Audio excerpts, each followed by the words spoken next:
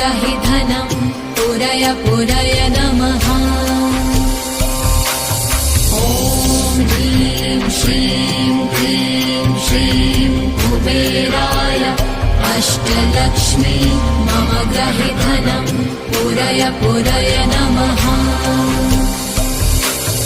ॐ ह्रीं श्रीं क्लीं श्रीं कुबेराय अष्टलक्ष्मी मम ग्रहे धनं पुरय पुरय नमः।